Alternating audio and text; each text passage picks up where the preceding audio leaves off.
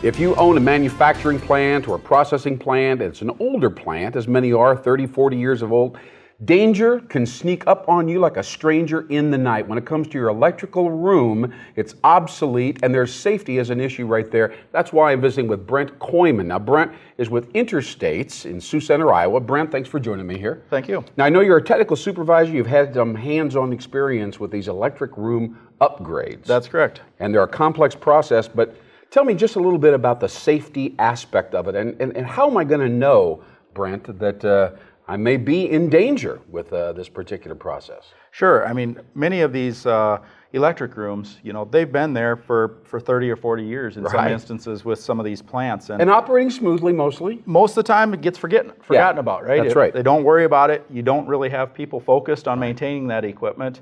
And due to that, it tends to get old. It tends to get out of maintenance, and in some instances won't even operate when it needs to under a fault condition. So it becomes unreliable.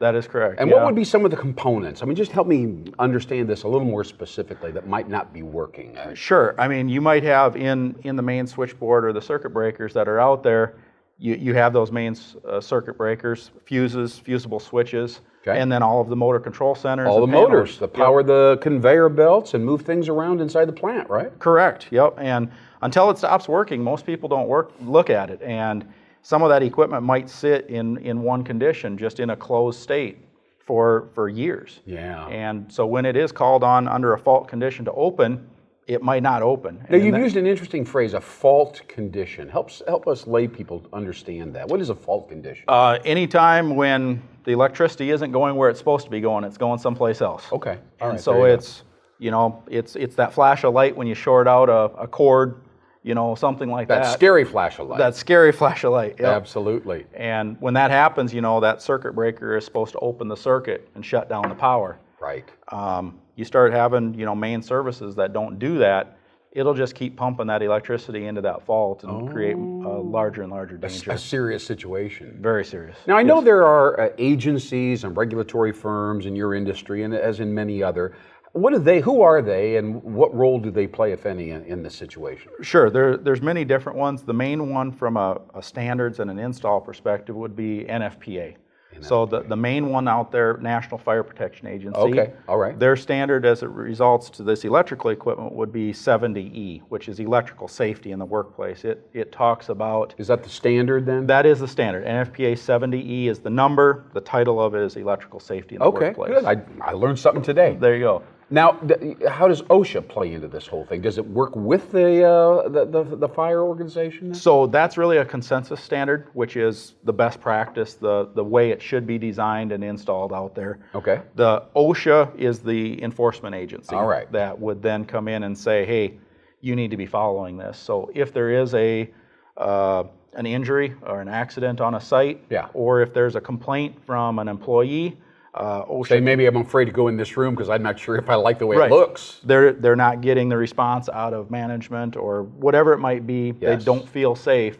Any employee could call OSHA, and OSHA can come and make a site visit to your facility. And that's not necessarily predictable. They could show up at any time. They can show up at any time. Right. They can come to your front door today and just say, hey, was driving by and want to take a look. Or it could be in response to a specific incident. In that case. Now, what does management normally do when an old ER room is discussed in management meetings or looked at, and somebody says, you know, boss, it may not be that safe. We're going to have to do something about that. You know, what do they most of the time respond? Everything looks good to me, or we'll call somebody, or what's the typical response or rationale when the safety of these rooms is discussed?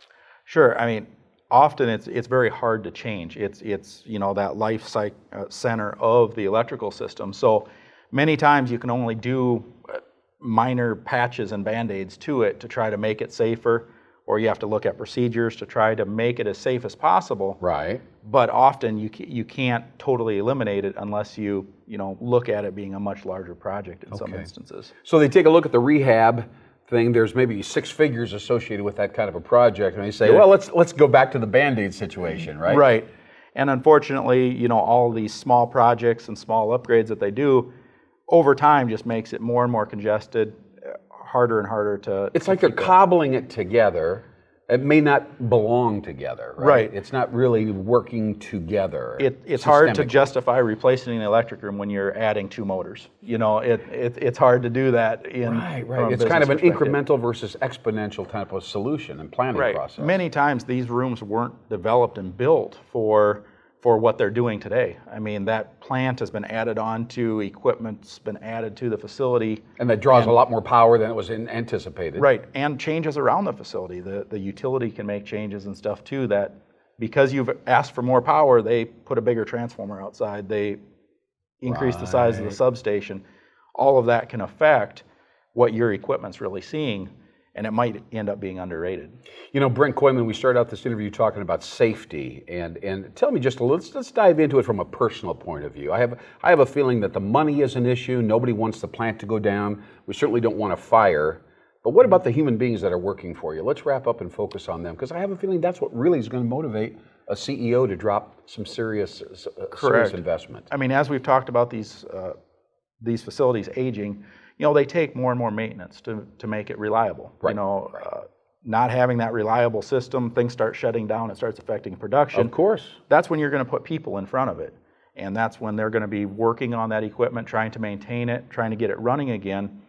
And unfortunately, that's also the highest probability that someone's going to get hurt, is when they're working on that equipment, interacting with it, something could happen and it could cause a failure. And God forbid, when that happens, it can damage the reputation of the entire operation, the plant, the workers may not trust management anymore. There's, I mean, all of those sides.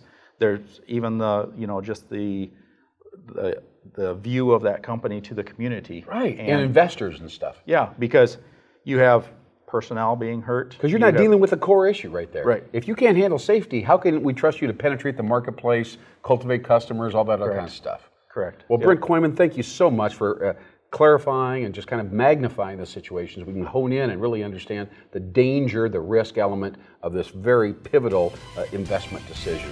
Thanks for joining us here in Sioux Center, Iowa. We're here with Interstates and Brent Koyman. I'm Lynn Hinderocker, and thanks for watching WildBiz TV.